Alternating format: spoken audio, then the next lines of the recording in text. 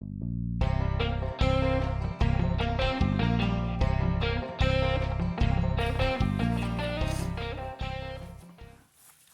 guys, welcome back to the channel. I'm going to shoot a quick pattern test here with some of the better performing loads that I've had over this pattern series.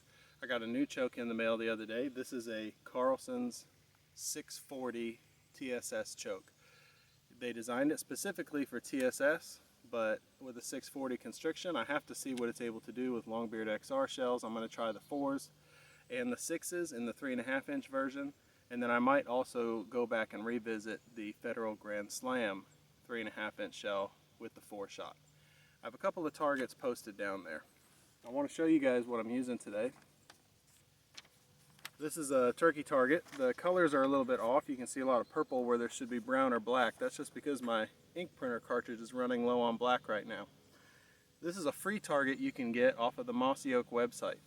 You go on there, search in their little search bar at the top of their website for Mossy Oak turkey targets, and it'll take you to a link. You just enter your email and you can print off as many of these as you like. They have them in color, black and white, and then black and white with an orange dot and circle around the target.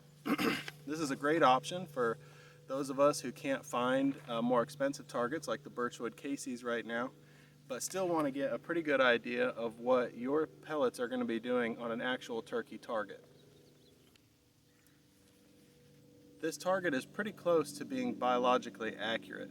I compared it to the turkey skeleton, the neck and the head that I have in the house, and it's very similar.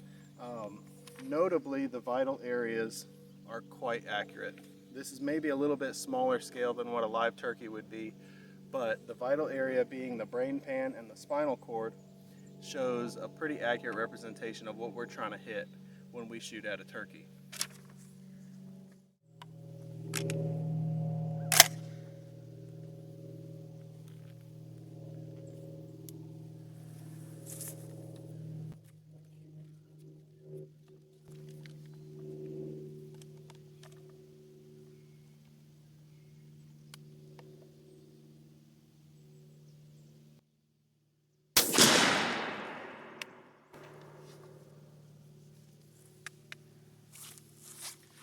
As always, that shot was at 40 yards. Let's go take a look and see what happened.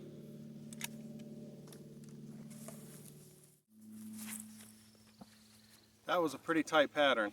I cut out the walk up and retrieving the target. I'm going to leave that backer up there and shoot at the next target over. And I'll draw the 10-inch circle on the backer and count those pellets when we get in the house. But what I'm going to do, instead of reviewing it from the house, I'll just include an image of that and show you the count and how it compares to some of my other tests that I've done with this load. Just to give you a good idea of what that target looks like, you can see I hit a little bit to the right of my target. That's probably just an issue in my own aiming, or maybe the difference in a choke from where I sighted it in before. However, that's an extremely tight pattern, and there are multiple hits in the brain pan, and a couple made it into the spine as well. But this section right here is extremely tight. What I'm afraid might be happening, looking at the backer, is that I've reached the limit of constriction on this load. Sometimes these heavier payload shells don't like to be constricted too tightly, and once you start getting down to extreme constrictions like a 640 is in a 12 gauge, you get a really hot core but a lot of flyers around the outside of your pattern because that pattern is actually blowing up after it hits that choke tube. Okay, for my next shot out of this choke tube, I'm going to shoot the 3.5 inch number 4s. Now this is their standard 3.5 inch shell with a 2-ounce payload of copper plated 4-shot going 1200 feet per second.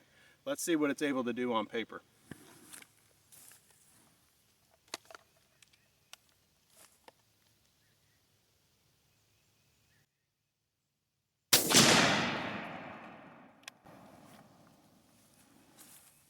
Not sure I was quite ready for that shot. It packed quite a wallop. Let's see what it did. My suspicion was definitely confirmed with the 4-shot. Unfortunately, I really wasn't ready for that shot, and I pulled the shot a little bit off the target. However, you can still see here, you have a pretty dense part of the pattern right here, but it's a very small part of the pattern, and it only covered up a portion about the size of my hand on the backer. Around it were many flyers, and I don't think the pattern looks as dense as what I've got with a slightly more open constriction like the heavy shot, which is a 656. Previously I mentioned that I might try the Federal Grand Slam shells. Seeing what the Longbeard XR did in the 640, I'm not even going to attempt it. The Longbeard XR is patterned better than the Federal Grand Slam in every other test, and I can't imagine that choking it down to a 640 constriction is going to do anything but explode that worse than what we've seen in previous tests. So instead of shooting the Federal Grand Slam, because I just can't imagine it's going to do anything but explode and waste another shell, what I'm going to do instead is put the heavy shot choke back in the Stoeger, which is what I've decided to hunt with this spring. I'm going to put my last fresh target up down there at 40 yards, but I'm going to remove it from the backer because I'm pretty confident the red dot is sighted in very well. And then I'm going to shoot it on camera so you guys can see exactly what this pattern is capable of doing at 40 yards. Well, I just couldn't imagine shooting without a backer, so I kind of cut and pasted a few of the sheets of cardboard that were pretty fresh down there behind that target. Like I said, I have my red dot sighted in for this load and this choke, so hopefully it's right on, but in case I pull a shot or something's not quite right, I needed to have that backer there to catch the rest of the shot so I can show you guys at least what the load is capable of on camera.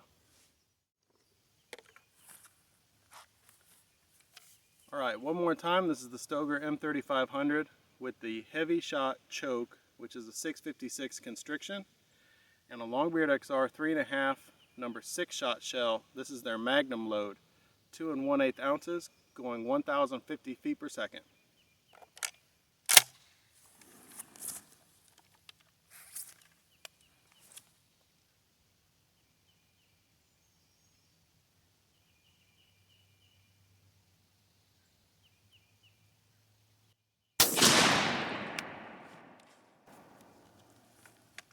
I feel really confident in that shot. Red dot was right under his throat, right where I want it. So let's see what happened on paper.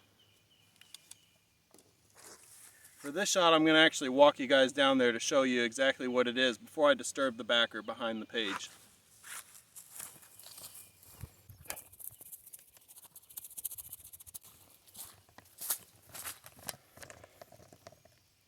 Well, that really sucks.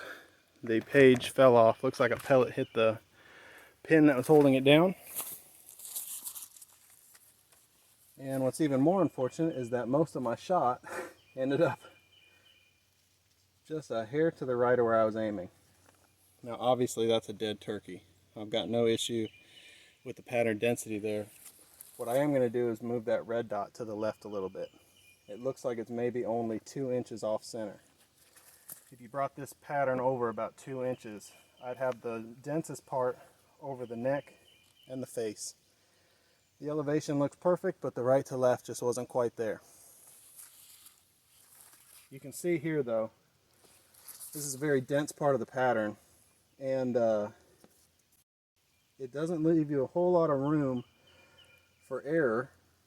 From my thumb to my pinky is about 9 inches. So you have close to a full 10-inch pattern right there, which is what I want at 40 yards. I'll take this in the house and count it, but after averaging 3 other shots while sighting in the red dot before, I was getting between 215 and 230 something pellets in a 10-inch circle at 40 yards.